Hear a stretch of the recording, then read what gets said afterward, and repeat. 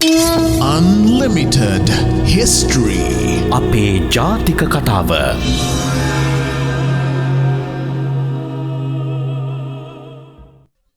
අයිබෝන් සුබ සන්ධ්‍යාවක්. අදත් අපි වෙනදා වගේම සඳුදා දවසේ අන්ලිමිටඩ් හිස්ටරි වැඩසටහනත් සමග අපේ පොසොන් පුන් පොහොය හමාර කළා. සතියේ ඊට පස්සේ සතියේ එළඹෙන සඳුදාවේ රාත්‍රී 7:30ට අපි හම්බ වෙනවා. ඉතින් විශේෂයෙන් ඔබට මතක් කරන්න ඕනේ මහින්දාගමනය පිළිබඳව, මිහිඳු හිමියන් ලංකාවට වැඩමීම පිළිබඳව, බුදුදහම බෞද්ධ දර්ශනය ලංකාවට ඇවිල්ලා පැලපදියම් වීම පිළිබඳව, බුදුසසුන පිහිටවීම පිළිබඳව අපි වැඩසටහන් මාලාවක් ඔබ වෙත ගෙනාවා. අපේ YouTube ඔස්සේ ඒ පැරණි වැඩසටහන් බලන්න පුළුවන්. මිහිඳු හාමුදුරුවෝ ලංකාවට පැමිණෙන්න කලින් බුදුදහම ලංකාවේ තිබුණේ නැද්ද? බෞද්ධයෝ හිටියේ නැද්ද? ඔය වගේ කාරණා. ඒ විතරක් නෙමෙයි, බුදුදහම ලංකාවට කලින් එන්න කලින් අපි අදහපු දහම කුමක්ද? අපේ 8 වෙනි 9 වෙනි 10 වෙනි වගේ වැඩසටහන් වල මට මතක විදිහට, මට හරියට මේ වෙලාවේ හරියටම නිච්චි නෑ. හැබැයි ඒ මුල් වැඩසටහන් වල අපි මේ පිළිබඳව කතා බහ කරලා තිනවා. ඒක හින්දා මේ පොසොන් සමයේ මහින්දාගමනය ගැන අපි විශේෂයෙන් කතා කරන හින්දා ඒ පුංචි මතක් කිරීම කළේ. අපි අපේ ලින්ක්ස් වල ඒ පිළිබඳව වැඩසටහන් පළ කරන්න.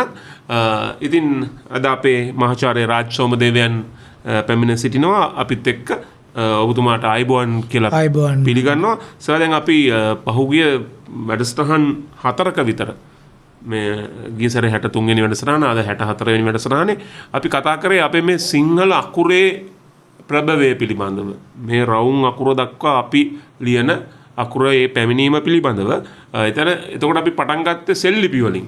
විශේෂයෙන් කීප දෙනෙක් අහලා තිබ්බා මේ කොහොමද සෙල් ලිපි කියවන්නේ, සෙල් ලිපි පිටපත් කරන්නේ. ඉතින් ඒකට අපිව නරඹන උදවියට සහ අහගෙන ඉන්න උදවියට අපේ YouTube නාලිකාවේ මේ ඉහළින් තියෙන ලින්ක් එක ක්ලික් කරන්න. එතන මහාචාර්ය රාජ් සෝමදේවයන් සෙල් ලිපියක් පිටපත් කරන ආකාරය, ඒක කියවන ආකාරය පිළිබඳව පුංචි වැඩසටහනක් තියෙනවා. ඒක බලලිවලා ඔබට පැහැදිලි කරගන්න පුළුවන්. ඉතින් ඒ මතක් කිරීමත් එක්ක අපි අපේ වැඩසටහනට පිවිසෙමු. අපි විශේෂයෙන් දැන් අර අපේ භාෂාවේ කාරණේ කතා බහ කරගෙන යනවත් එක්කම අපි තව කතා කරපු කාරණයක් තමයි ගිය සතියේ අපි මේ කාසි භාවිතයේ කොයි කාලෙද පටන් ගත්තේ කියලා. දැන් සර්කර් කියපු තොරතුරු වල වැඩි හරියක්ම තිබුණේ වෙලෙන්දන් සහ ඉතාමත් සීමිත පිරිසක්, වෙළඳ සමාගම් විසින් අපේ මේ හස්සේ බූ කාසි වගේ දේවල් භාවිත කරපු විදිහ අපි ඒවා පෙන්නුවත් එක්ක අපේ සාමාන්‍ය ජනතාව කවදා ඉඳන්ද, කොයි කාලේ ඉඳන්ද සාමාන්‍ය ව්‍යවහාරයේ මුදල් පාවිච්චි කරන්න ගත්තේ? මේක අපිට පෙන්눔 කරන්න නම් ස්ථිරවම වෙන්න මෙතන ඉඳන් මේ කාසි භාවිතය මහජනයා අතරේ තිබුණයි කියලා කියන්න අපිට ටිකක් අපහසුයි. නමුත් අපිට පුරාවිද්‍යාත්මක වශයෙන් කිසියම් සාධාරණ අනුමානයක් ගොඩනගා ගන්න පුළුවන්කම තිබෙනවා. දැන් අපි දන්නවා අපේ නගර දියුණු වුණානේ නුවන් අනුරාධපුර නගරය, තිස්ස මහාරාමේ තිබුණු මාගම නගරය. මේ වගේ නගර දියුණු වුණාට පස්සේ මේ නගරවල ගැවසුණා විදේශික වෙළෙන්දෝ.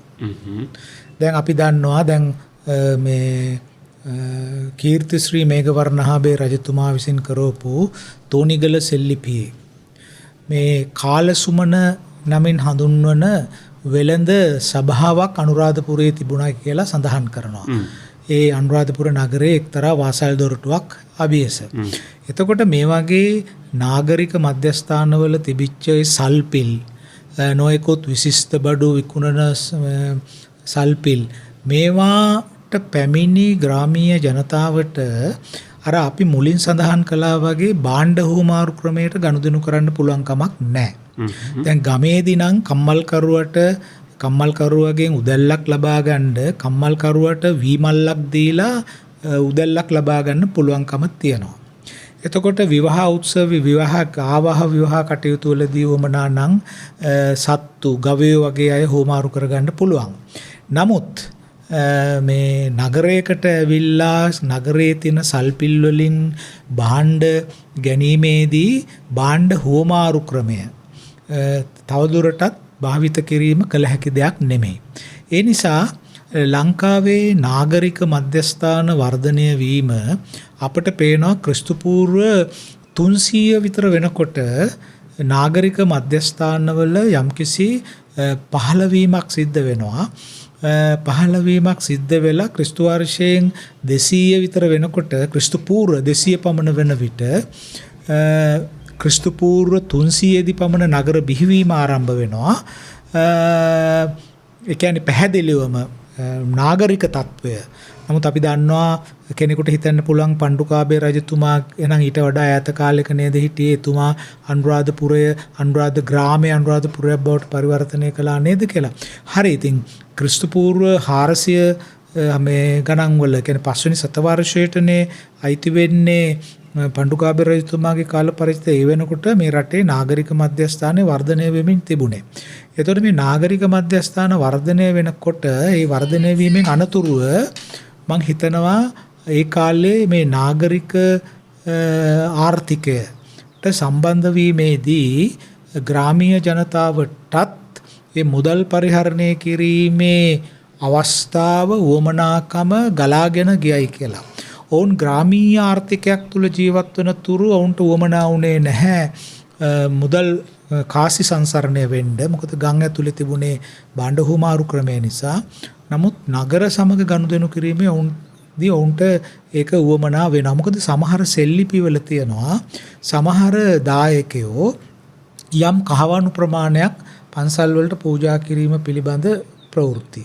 එතකොට ඒ වගේම අපිට පේනවා මේ ඔය වහරල ලිපි කියලා කියන ක්‍රිස්තු වර්ෂයෙන් 5 වෙනි 6 වෙනි සතවර්ෂවල විතර අයිති කාලේ සෙල්ලිපිවලත් සමහර දායකයෝ සාමාන්‍ය මිනිස්සු පන්සල් වලට කහවණු පූජා කරලා ඒ පන්සල් වල හිටපු ආරාමික දාසයෝ ආරාම වලට වැඩ කරපු මිනිස්සුන්ව ඒ ආරාමික දාසභාවයෙන් මෙදෙව්වයි කියලා ඒ සෙල්ලිපිවල සඳහන් කරලා තියෙනවා. ඉතින් ඒකෙන් අපිට පේනවා මහජනයා අතර කාසි භාවිත කිරීම මේ නාගරික භාවය ඒ වගේම විදේශ වෙළඳාම ඒ වගේ කරුණු අපේ සමාජය තුල ව්‍යාප්ත වෙනවත් එක්කම වගේ මේ මහජනයා අතරටත් මේ කාසි භාවිත කිරීම ප්‍රචලිත වෙලා ගියා. ඒත් මහා පරිමාණ වලින් නෙමෙයි යම්කිසි ප්‍රමාණයකට කාසි භාවිත වුණා. ඔවුන් යම් යම් ක්‍රම වලින් යම් යම් වෘත්තීන් වලින් එවැනි කාසි උපයාගත් බවට අපිට පෙන්වලා දෙන්න පුළුවන්කම තියෙනවා. හරි. ඒකම මේ විශේෂයෙන් අපේ වැඩසටහනට යොමු වෙච්ච ප්‍රශ්න දිහා බලනකොට මේ අපේ දරුවන් කීප දෙනෙකුත් යලි යලිත් අහලත් තිබ්බා මේ ඉතිහාසයේ ඉගෙනගෙන තියෙන පළ ප්‍රයෝජනේ මොන වගේද කියනට සමාන ප්‍රශ්න සර්. ඔව්. ඒ වගේම නුවන් හුඟක් දෙනෙක් දරුවෝ මට ලියලවල තිබුණා. ඒගොල්ලෝ දැනට විද්‍යාව ඉගෙන ගන්නවා, මේ සමහර අය කලා විෂයන් ඉගෙන ගන්නවා. නමුත් ඒගොල්ලෝ හැම කෙනෙක්ම අහලා තිබුණේ අපි හරි කැමති පුරාවිද්‍යාඥයෙක් වෙන්න. පුරාවිද්‍යාඥයෙක් වෙන්න තියෙන ක්‍රමය මඟ පාදලා දෙන්නේ කියලා. ඉතින් ඇත්ත වශයෙන්ම විද්‍යාඥයෙක් වෙන්න නම් විද්‍යාව ඉගෙන ගන්න ඕන. පුරාවිද්‍යාඥයෙක් වෙන්න නම් පුරාවිද්‍යාව කියන එක ඉගෙන ගන්න ඕන. එතකොට පුරාවිද්‍යාව ඉගෙන ගන්න නම් අද පාසල් මට්ටමේදී විෂය නිර්දේශ වලට පුරාවිද්‍යාව කියලා විෂයක් නැහැ. ඒක විශ්වවිද්‍යාල මට්ටමේදී තියෙන්නේ. ඉතින් මේ දරුවෝ විශ්වවිද්‍යාලයට ඇවිල්ලා දැන් කලා පාඨමාලාව හදාරන අයට නම් බොහොම ලේසි පුරාවිද්‍යා විෂයක් හැටියට තෝරගන්න. නමුත් වාණිජ්‍ය විෂය ධාරාව සහ විද්‍යා විෂය ධාරාව හදාරන අයට මේ විශ්වවිද්‍යාලයේදී පුරාවිද්‍යාව ඉගෙනගෙන පුරාවිද්‍යාඥයෙක් ඒ පුරාවිද්‍යාව පිළිබඳ විශේෂඥයෙක් වීමේ තියෙන ඉඩකඩ අඩුයි. නමුත් උපාධියක් ලබා ගත්තට පස්සේ එළියට ඇවිල්ලා තමන් ඕනෑම විෂයක උපාධියක් තිබුණත් පුරාවිද්‍යාව පිළිබඳ පශ්චාත් මට්ටමේ ඩිප්ලෝමාවකට සහභාගී වෙලා ඒ සුදුසුකම් ලබාගෙන ඒ මාවතේ ඉදිරියට යන්න හැකියාව එළියේ තියෙනවා. ඒ නිසා මම මේ අහන දරුවෝ අහගෙන ඉන්නවා නම් මේ වැඩසටහන කියන්න තියෙන්නේ ඔබගේ අනාගතය තීරණය කිරීම ඔබ සතු දෙයක්. ඒ නිසා ඔබ ඒ සඳහා අවශ්‍ය කරන තීරණයක් ගත යුතුයි. මට නිර්දේශ කරන්න බෑ ඔබ පුරාවිද්‍යාව තෝරාගෙන ඉදිරියේදී කරන්නයි කියලා. මොකද පුරාවිද්‍යාව කියලා කියන්නේ ඊටාම ආර්ථික වශයෙන් සීමිත ඉඩකඩ තියෙන විෂයක්. නමුත් ඊට වඩා ආර්ථික වශයෙන් ඉඩකඩ තියෙන විෂයන් විශ්වවිද්‍යාලවල ඉගෙන ගන්න තියෙනවා. ඉතින් ඔබ තීරණය කළ යුතුයි ඔබේ අනාගතය කුමක්ද වෙන්න ඕන කියලා. ඉතින් ඔබ කවුරු හරි කෙනෙක් තීරණය කරනවා නෑ මම ඒකාන්තයෙන්ම පුරාවිද්‍යාඥයෙක් වෙලා මම රටට සේවය කරනවා කියලා. හොඳයි එහෙනම් ඔබ විශ්වවිද්‍යාලයට ඇවිල්ලා පුරාවිද්‍යාව තෝරාගෙන පළවෙනි උපාධිය, දෙවෙනි උපාධිය, තෙවන උපාධිය සහ ශාස්ත්‍ර පුහුණුව එහෙම ලබාගෙන අවුරුදු 20ක විතර කාලයක් කැපකරන්න වෙයි. ඵල ප්‍රයෝජන ඇති රටට ප්‍රයෝජනවත් ඇති පුරාවිද්‍යාඥයෙක් වෙන්න. එහෙම නැත්නම් උපාධියකට පුරාවිද්‍යාවක් කරලා උපාධි ටික ලබාගෙන පුරාවිද්‍යාව සම්බන්ධ ආයතනයක තනතුරකුත් ලබාගෙන පුටුවක වාඩි වෙලා හිටියයි කියලා පුරාවිද්‍යාඥයෙක් වෙන්නේ නැහැ. ඒක පුරාවිද්‍යාව කියන්නේ එළියට බහැලා වැඩ කරන්න ඕන. ඒ වගේම කිසියම් විදිහකේ දැක්මක් තියෙන්න ඕන. ඒ දැක්මක් නැතුව අපිට පුරාවිද්‍යාව කියන එක ඉදිරියට ගෙනියන්න බෑ. රටේ ඉතිහාසය දකින්න, රටේ ඉතිහාසය විග්‍රහ කරන්න යම්කිසි දැක්මක්, කියන්නේ සාධනීය න්‍යායාත්මක දැක්මක් තිබීම අවශ්‍යයි. ඉතින් ඒක පොත්පත් බලලා ඉගෙන ගන්න පුළුවන් කොටසක් තියෙනවා 30ක් විතර. 70ක් විතර තියෙනවා ප්‍රායෝගිකව යෙදිලා අත්දැකීම් ලබාගෙන ඒ පිළිබඳව තමාගේ ප්‍රඥාව දියුණු කර ගැනීම කිරීමෙන් තමයි පුරාවිද්‍යාඥයෙක් වෙන්න පුළුවන්කම ලැබෙන්නේ. සාර්ථක පරිපූර්ණ රටට ප්‍රයෝජනවත් පුරාවිද්‍යාඥයෙක් වෙන්න පුළුවන් වෙන්නේ. ඔව් සර් එක මේ තුෂාර කියලා කෙනෙක් අපිට ප්‍රශ්නයක් යොමු කරලා තියෙනවා.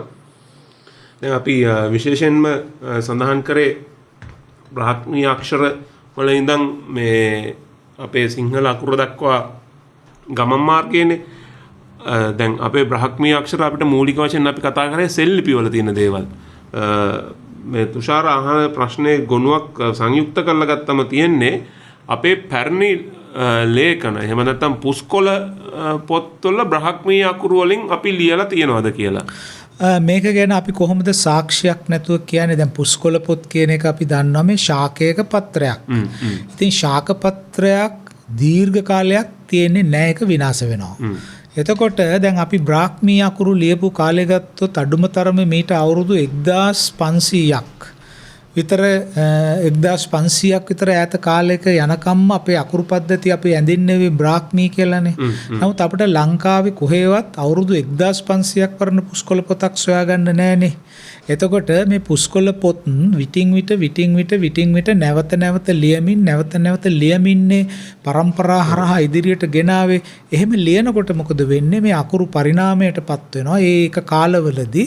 එතකොට අපිට අවසානයේදී ඔය කෝට්ටේ යුගයේ වගේ ලියවෙච්ච පුස්කොළ පොතක් තමයි දැනට ඉතුරු වෙලා තියෙන්නේ පැරණිතම පුස්කොළ පොතක් හැටියට. ඒතර ඒකේ තියෙන්නේ කෝට්ටේ යුගයේ ලියවෙච්ච රවුම් අකුරුනේ. ඉතින් ඒ නිසා අපට ස්ථිර වශයෙන් සාක්ෂියක් ඉදිරිපත් කරලා කියන්න පුළුවන් කමක් නැහැ. මෙන්න මේ පුස්කොළ පොතේ මේ බ්‍රාහ්මී අකුරු මෙහෙම ලියලා තියෙනවායි කියලා. නමුත් අපිට මේ ලෝහ පත්‍රවල කියන්නේ පුස්කොළයක් වගේම එකත් පත්‍රයක්. ඔය වල්ලිපුරම් රන්පත වගේ දේවල්. එතකොට මේ තව තියෙන ලෝහ පත්‍ර ඒවා ඉතින් පහු කාලේ රවුම් අකුරු ලියපුවා පනාකඩුව තඹසන්නස වගේ. මේ පළවෙනි විජයබහු රජතුමාගේ. නමුත් අර වසභ රජතුමාගේ වල්ලිපුරම් රන්පත අරන් බැලුවොත් ඒ රන්පතේ ලියලා තියෙන්නේ බ්‍රාහ්මී අක්ෂර.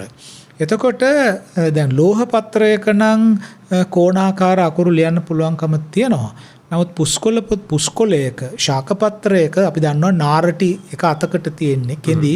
ඉතින් ඒ වගේ දෙයක කෝණාකාර අකුරු ලියන්න පුළුවන් වුණාද කොහොමද ලිව්වේ? ඒක එතනදී යම්කිසි වටකුරු භාවයක් ඒකට ලැබුණාද? එහෙම නැත්නම් දැන් මේ හැම කෙනෙක්ම ලිව්වේ නැහැ සමාජයේ.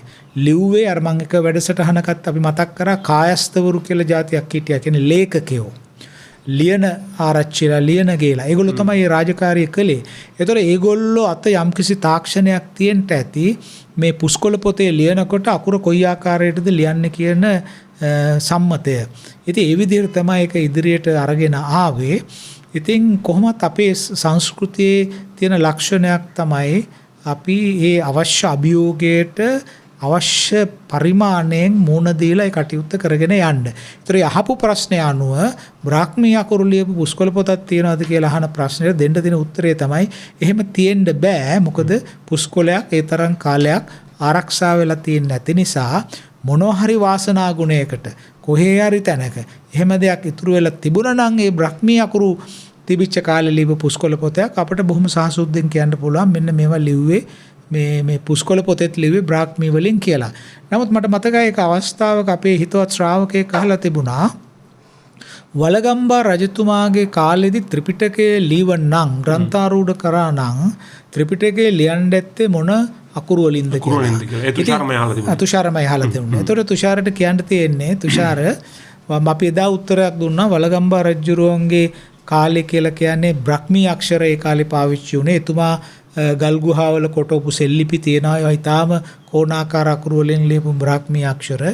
එතකොට වලගම්බා රජතුමාගේ කාලේ තව අර කොහොමද තිස්ස ස්වාමින් වහන්සේට වැටකේ කොලයක ලියලා දුන්නයි කියලා කියනවා කේතකී පත්‍රයක ලියපු සන්නසක්. එතකොට පත්‍රවල ලිවීම ශාක පත්‍රවල ලිවීම වලගම්බා රජුගේ කාලෙත් තිබුණා. එතකොට ඒකේ ලියන්න ඇත්තේ ඒ සමකාලීන අක්ෂර වලින් වෙන්න ඕන. එතකොට වලගම්බා රජුරන්ට පස්සේ අපිට ඒ වගේ ජංගම ලේඛනයක් පේන්නේ වසභ රජතුමාගේ කාලේ. එතුමත් ලෝහ පත්‍රයක ලියලා තියෙනවා බ්‍රාහ්මී අකුරු. ඒ නිසා අපිට මෙතනදී තාර්කිකව අපිට එකඟ වෙන්න තියෙන අනුමානය එකඟ වෙන්න තියෙන ඒකමිතිය තමයි මේ ත්‍රිපිටකය වගේ මහා ධර්මස්කන්ධයක් ලිව්වනම් ලියන්න ඕන ඒ කාලේ මේ රටේ පාවිච්චි වෙච්ච අකුරු. සහ ඒ රටේ මේ රටේ ඒ කාලේ පාවිච්චි වෙච්ච භාෂාව. එhmenan අකුරු බ්‍රාහ්මී අක්ෂර භාෂාව ඒ කාලේ තිබිච්ච මූලික ප්‍රාකෘත සිංහල කියලා කියන්නේ. නමුත් මුල් සිංහල කියලාත් කියනවා. ඒ භාෂාවෙන් තමයි ලියන්න ඇත්තේ. ඉතින් එහෙමනම් ඒ කාලෙත් යම්කිසි පත්‍රයක ලිව්වනම් අනිවාර්යයෙන්ම ඒක ලියන්න ඇත්තේ බ්‍රාහ්මී අක්ෂරයෙන්. මොකද හේතුව අපි දැකලා තියෙනවා වළංවල ලියලා තියෙනවා ඔය වලගම්බා රජුරන්ගේ කාලේ වසභ රජුරන්ගේ කාලේට වගේ ඒ කාලවලට වැටෙන ඇතැම් වළං තියෙනවා. ඒ වළං වල ලියා තිබෙන්නේ බ්‍රාහ්මී අකුරු. දැන් අම්පාරේ දී මම දැක්ක අම්පාර කෞතුකාගාරේ පුරාවිද්‍යා කෞතුකාගාරේ පුරාවිද්‍යා මේ කාර්යාලයේ තියෙනවා ඒ වළඳක් ලොකු කලයක් වගේ එකක්. ඒකේ බඳේ ලියලා තියෙනවා ලිපියක්. ඒක ලියලා තියෙන්නේ බ්‍රාහ්මී අකුරු වලින්. එතකොට ධාතු කරඬු වල ලියලා තියෙනවා. අපි මෑතකදී දීඝවාපියෙන් හම්බුණා රත්තරන් පත්‍රිකාවේ. ඔව්. එතකොට වාහල් කඩේ ගාවදී. ඒතර ඒකෙත් ලියලා තියෙන්නේ බ්‍රාහ්මී අක්ෂර වලින්. ඒ නිසා අපිට කිසිදු තැතිගැන්මක් නැතුව සැකයකින් නැතුව අපිට කියන්න පුළුවන් මොන මාධ්‍යයක ලිව්වත් ලියන්න ඇත්තේ බ්‍රාහ්මී අක්ෂර වලින් කියලා.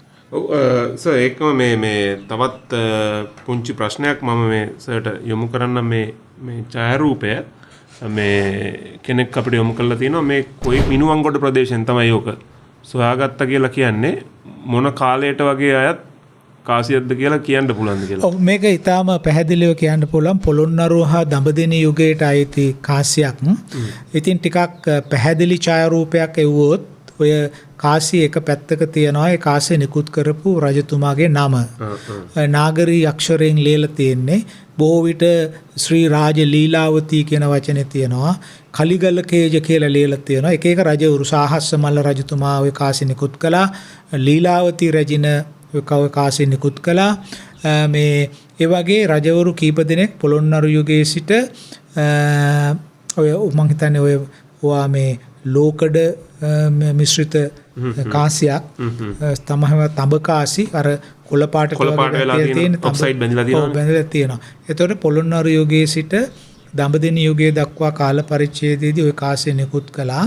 නමුත් මධ්‍යකාලීන රන් කහවණුව කියලා කියන රන් කහවණුවෙත් ඔය රූපමයි ඔය ප්‍රමාණයටමයි ඒ කාසියේ තියෙන. ඒක ටිකක් ඊට වඩා කලින් නිකුත් කරපු කාසියක්. අනුරාධපුර යුගයේ අවසාන කාලයේ තමයි මධ්‍යකාලීන රන් කහවණුව නිකුත් කරයි කියලා දැන් පුරාවිද්‍යාඥයන් අතර එකඟතාවක් තිබෙන්නේ. එතකොට අපිට කියන්න පුළුවන් ඔය වගේ කාසි දහස් ගණනක් ලංකාවේ හම්බෙලා තියෙනවා. ලංකාවේ විතරක් නෙමෙයි අප්‍රිකාවේ මොගඩිෂු වලත් වලිනුත් ඔය වගේ කාසි කීපයක් මේ ඔය කාසිය ඔය හැඩේ නෙමෙයි ඔය කාසිය අප්‍රිකාවේ මොගඩිෂු වලිනුත් හම්බෙලා තියෙනවා. ඒ කියන්නේ ඒ කාලේ තියච්ච වෙළඳ කටයුතු හරහා මොගඩිෂු වලටත් මේ අපේ දඹදෙණි කාසිය ගිහිල්ලා තියෙනවා. ඒක තමයි ජාත්‍යන්තර වෙළඳාමේ තියෙන ස්වරූපය. කාසි දහස් ගණනකටත් වැඩි වෙන්න පුළුවන් ඔය කාසි හම්බෙනවා නොඑක් තැන්වල. ඔව් දැන් මේ හිතවතාගේ නමින් නෙමෙයි ඔව් මේ අපිට ප්‍රශ්නේ යොමු කරලා තියෙන්නේ මේ අර දැන් අපි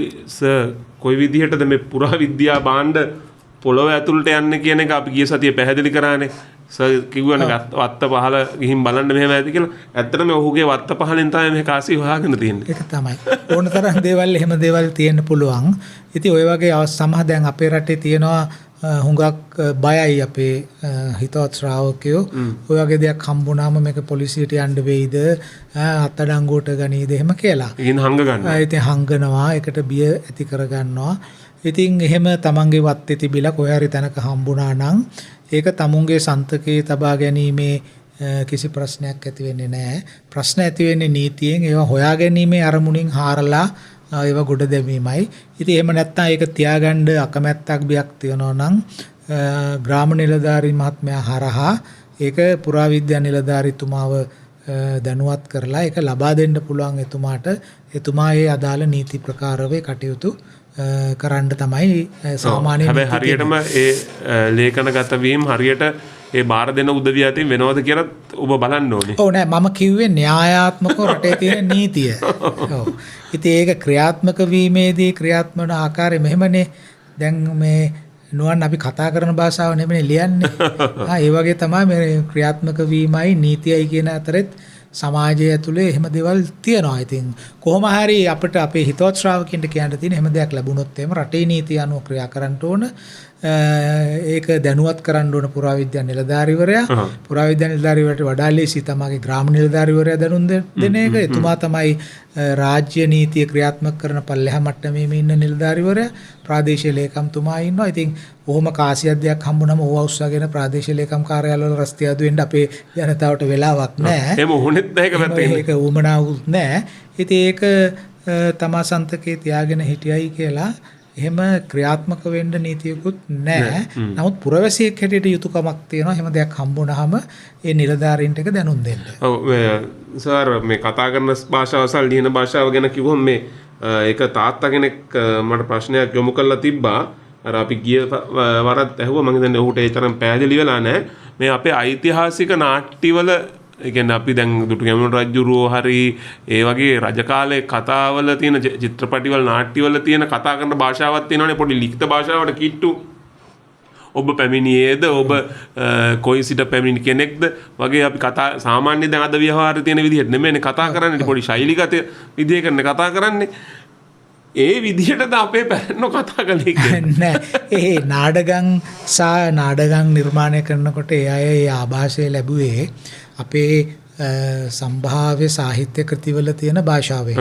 සද්ධර්ම රත්නාවලිය. සද්ධර්ම රත්නාවලිය වෙන සද්ධර්ම රත්නාවලිය නම් හොඳයි. ඒකේ පොඩ්ඩක් ජන භාෂාව තියෙනවා. සමහර ඒවා අමාවතුර බුත්සරණ වගේ කෘතිවල තිබුණ ඒ භාෂාවෙන් තමයි ආభాෂය අරන් තින්නේ. මොකද ඒකට හේතුව වෙන්න ඇත්තේ හුඟක් වෙලාවට නාඩගම් වලට ආවේ ඓතිහාසික ප්‍රවෘත්තිනේ. එක්ක ශාලියා ශෝකමාලා වෙන්න පුළුවන්. එහෙම කතානේ තිබුණේ. දැන් මාතලන් වගේ චිත්‍රපටිවල වුණත් ඒ වගේ භාෂාවනේ පාවිච්චි වෙන්නේ. ඉතින් අනික ඒවා දකුණු ඉන්දියාවේ චිත්‍රාගාරවල කළේ. එතකොට මේ හේතු නිසා. නමුත් මහජනයා ඊට වඩා සුකනම්ය විදිහට කතා කරන්න ඇති.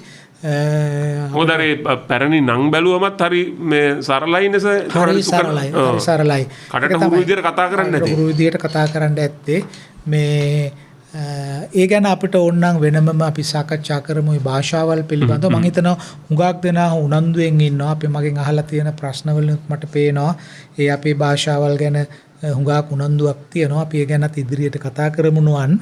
ඒ වගේම අපේ මේ අර අපේ හුඟක් උනන්දුවෙන් අපිත් එක්ක ඉන්න නවසීලන්තේ සුනීත ගුණතිලක මහත්මයා ප්‍රශ්නයක් අහලා තිබුණා.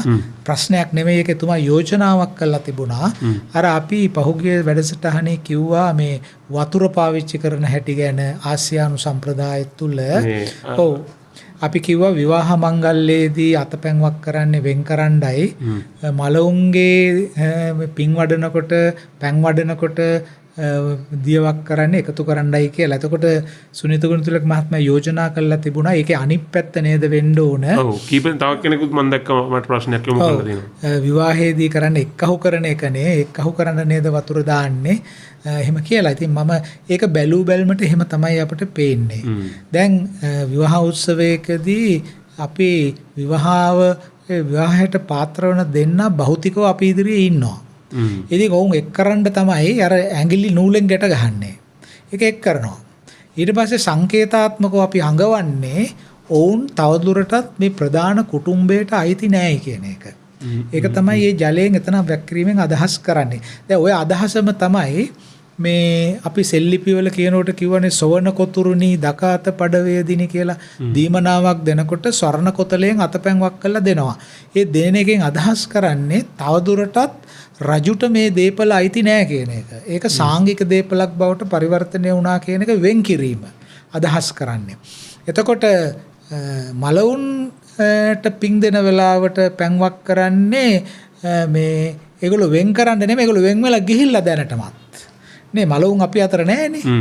එතකොට මලවුන්ට අපි මලවුන්ව සම්බන්ධ කරගන්න ඕන. නේ මේ මලවුන් සම්බන්ධ කර ගැනීමටයි අපි දේ කරන්නේ. ඉතින් මම කියන්න කැමති අර බැලූ බැල්මටම උඩාර්ථයෙන් අපිට පේනවා දැන් අපි විවාහයක් කියන්නේ එක්කහු කරන එකක් නේ. ඒතර අපි නිතරම හිතනවා අපි කරන හැම දෙයක්ම මේ වෙලාවේ කරන්නේ එක්කහු කරන්න කියලා. නමුත් අපේ සම්ප්‍රදාය තුළ එක්කහු කිරීමට තමයි අපි අර වෙන් වෙලා තිබිච්ච ඇඟිලි දෙකක් එකට කිට්ටු කරලා ගැට ගහන්නේ. කියන්නේ ගැට ගහනවා. එතකොට එතන හරි මේ සංකේතාර්ථයක් තියෙන එක ද්විත්වාර්ථයක් තියෙන්නේ. මේ හැත්ත වශයෙන් අර්ථය ද්‍රවීකරණය කරලා තියෙන්නේ. ඒ කියන්නේ අපි භෞතිකව ඇඟිලි ගැට ගහලා එක්කහු කරනවා. ඒතර ගැට ගැහුවම ඒක ඇඟිල්ලක් නේ. ඒතර එක්කහු කරනවා. එක්කහු කළා ඉවර වෙලා අපි ඒ ඇඟිලි වලට තමයි වතුර වක් කරන්නේ. මේ එකතු කරපු දේ නැවතත් දෙමෝපියන්ගේ කුටුම්බයට අයිති නෑ. මනාලයාගේ පැත්තෙන් මනාලයාගේ කුටුම්බයට අයිතිත් නෑ. කාන්තාවගේ කුටුම්බයට අයිතිත් නෑ. ඒ දෙන්න වෙන් වෙන්න ඕන. දැන් අපි ගම් වල දන්නවනේ මේ මොකද සහේට ගන්න බලාපොරොත්තු වෙනවා නම් ගෑනු ළමෙක් පිරිමියා කරන්නේ කොහේ හරි හේනක පැලක් හදන එකනේ. කියන්නේ කුටුම්බයක් හදනවා. වෙන් කැන්දන් යන්න කුටුම්බයක් හදනවා. ඒතර වෙන් වෙනවා. එතකොට එතන තියෙන්නේ ඒක අපේ සමාජයේ තිබිච්ච අර්ථයක්. ඉතින් ඒ නිසා අපි සුනිත ගුණතිලක මහත්මයාට කියන්න ඕන ඔබතුමා කරපු යෝජනාව බැලු බැලමට හරි. නමුත් අපි මේ අපේ තියෙන සංකේතකරණය සංස්කෘතියක තියෙන සංකේතකරණය මේ අනුව ගියාම මේ වතුර වලින් අපි කරන දේ තමයි මේ ලෝකයේ දේවල් අපි වෙන් කරන්නයි කරන්නේ. උදකුක්කේපම සීමා මාලකවල අපි කරන්නේත් ඒක. නමුත් මලවුන් අපේ ලෝකේ නෙමෙයි. ඒගොල්ලෝ ගිහිල්ලා වෙන ලෝකයකට. අපේ විශ්වාසය එහෙමයි. එතකොට ඒ අයට පිම්පෙත් දෙන්න නම් ඒ අය කැඳවා ගත යුතුයි, සම්බන්ධ කරගත යුතුයි. එතනදී අපි කරන්නේ ඒ සම්බන්ධ කර ගැනීම තමයි මේ ජලය අතපැන්වක් කරලා ඒ කටයුතු කරලා. ඔව් අපි එහෙමනම් අපේ ප්‍රවෘත්ති විරාමයට අපි යන්න සූදානම් වෙන්නේ. ඔබට අපි මතක් කරන්නම් අපිට කතා කරන්න පුළුවන් මේ වගේම ප්‍රශ්න ඉදිරිපත් කරන්න පුළුවන් ක්‍රම සෑහෙන ප්‍රමාණයක් තියෙනවා. අපිත් එක්ක සම්බන්ධ වෙන්න පුළුවන්. අපිත් එක්ක අද අලුතෙන් සම්බන්ධ වෙන්න නැත්නම් මෑත කාලීනව අපිත් එක්ක සම්බන්ධ වෙලා දැන් මේ මොහොතේ රේඩියෝවෙන් net FM රේඩියෝවෙන් අහගෙන ඉන්න ලක්ෂ සංඛ්‍යාත ජනතාවට අපි මේ කතා කරගෙන යන දැන් අද 64 වෙනි වැඩසටහන අපි වැඩසටහන් 64ක් පස්සට අපේ රටේ හෙළයන්ගේ අක්මුල් සොයාගෙන ගිහිල්ලා තියෙනවා. ඔබටත් පුළුවන් ඒ අක්මුල් සොයා යාම පිළිබඳව ඒ වැඩසටහන් පරිහරණය කරන්න. ඒ අපේ ගුවන් අවකාශයට ගිහිල්ලා ඒක වියකිලා ගිහිල්ලා නැහැ. අපේ වැඩසටහන් තැන්පත් වෙලා තියෙනවා YouTube නාලිකාවේ. ඉතින් ඔබ Unlimited History කියලා ඔබට පුළුවන් YouTube එකේ සර්ච් කරන්න. ඒකම YouTube නාලිකාවට පිවිසෙන අයට අපේ YouTube වැඩසටහන් වල description එකේ මේ සියලුම වැඩසටහන් වල playlist එක අපි පළ කරලා තියෙනවා. ඉතින් ඒ link එක ඔස්සේ ඔබට පහුගිය වැඩසටහන් 63ම නැරඹීමේ හැකියාව තියෙනවා. ඉතින් ඒකම අපි දැන් විරාමයකට යන්නයි සූදානම් වන්නේ. එhmenan ප්‍රවෘත්ති විරාමයෙන් පස්සේ නැවතත් මහාචාර්ය රාජ් සෝමදේවයන් සමග Unlimited History වැඩසටහනෙන් හම්බෙමු. Unlimited History. අපේ ජාතික කතාව.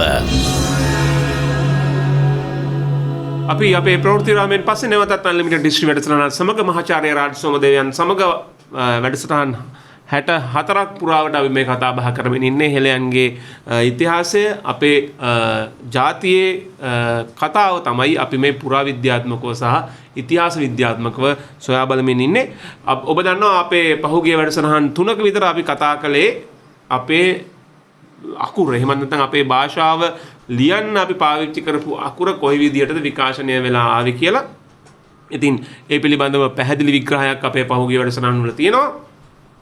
ඔබට මතක ඇති ඊට කලින් අපි අපේ රාජාවලිය කතා කරගෙන ආවා යම්කිසි සරල රේඛාවක් වගේ.